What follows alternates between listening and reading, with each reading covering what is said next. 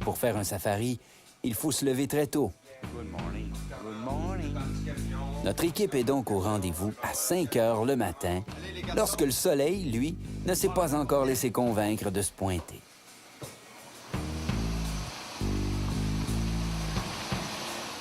Nous roulons donc à la noirceur, ce qui accentue l'impression d'être un peu en marge du reste de la société.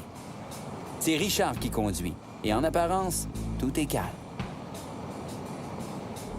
Puis soudainement, nous apercevons un coyote. Richard se range rapidement. Il a dit un beau bonjour. Le coyote est un animal brun-gris dont le poil a même tendance à tirer sur le roux. Son odorat est fin, mais il ne voit pas très bien. Voilà pourquoi il préférera chasser davantage la nuit. Oui, c'est assez surprenant qu'il rôde autour. On aurait dit qu'il cherchait de la bouffe.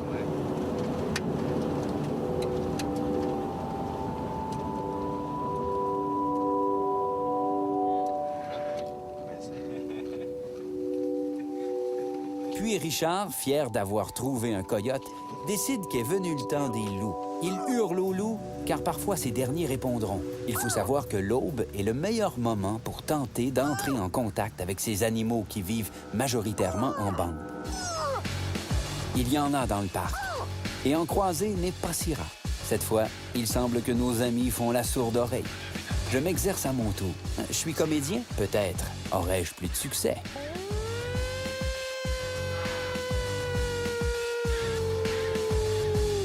On écoute, mais rien. Même mon talent indéniable ne suffit pas. Le jour se lève rapidement et nous reprenons la route. Soudainement, autre moment d'excitation pour le groupe. Une femelle, jeune? Pas trop jeune, je dirais 4 ans. Georges-Étienne, notre caméraman, tente de faire de meilleures images, alors que nous demeurons sagement à l'intérieur du véhicule, question de ne pas effrayer l'animal.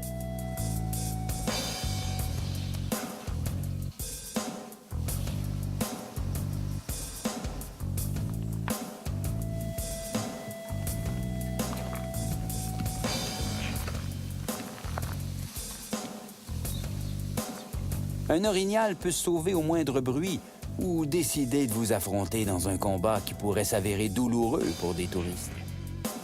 Le spectacle est impressionnant. En fait, observons-nous l'animal ou sommes-nous observés par ce dernier? Georges-Étienne tente de s'en approcher prudemment, alors que nos deux guides discutent panache d'orignal.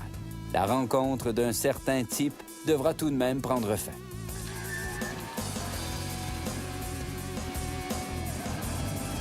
Sur la route de nouveau. Cette fois, Richard croit avoir aperçu un mâle, un boc, comme on aime les appeler.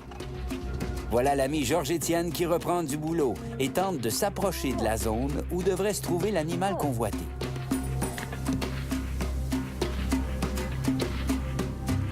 Ça y est, je crois voir quelque chose.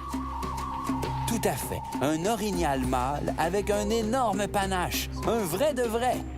Il faut tout de même se montrer prudent, car un orignal de cette taille peut peser jusqu'à 1500 livres. Il faut éviter qu'il vous charge.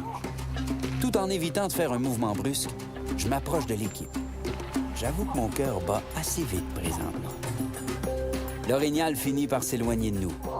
Nous avons profité de l'instant pour également observer une buse à queue rousse prendre son envol.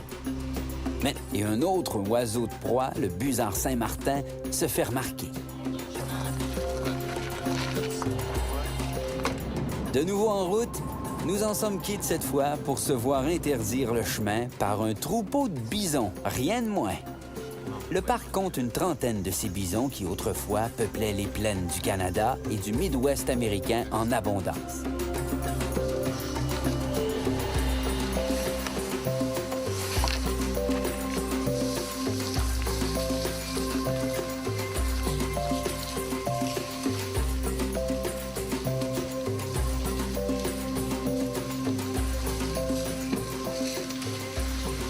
Richard, qu'est-ce qui attire les bisons ici? Ici, c'est certainement la prairie fétue. C'est leur favori. C'est plein de différentes herbes. Et puis, c'est les plaines. Ils aiment ça ici. Puis c'est aussi la nature non touchée par nous, l'homme. Ici, au parc, c'est une place protégée. Et puis, ils sont aussi protégés. Ils sont dans un enclos, mais ils aiment ça ici. Ils ne veulent même pas partir. La clôture ne sera pas là. Je suis pas mal certain qu'ils resteraient ici. C'est leur maison. Dans un troupeau de bisons, il faut savoir que c'est la femelle qui domine le mâle. Le plus gros animal terrestre de l'Amérique du Nord, qui peut peser jusqu'à 2000 livres, se laisse donc guider au pâturage par des femelles du groupe, incontestables leaders. Bison s'énerve. D'ailleurs, vous découvrirez que c'est généralement une femelle sans petit qui établit l'ordre du jour. Elle sera la première à se coucher, la première à brouter, la première à se rendre au plan d'eau. Bref, le boss, c'est elle. Notre ami Georges-Étienne, caméraman animalier, ne saurait être plus heureux que maintenant.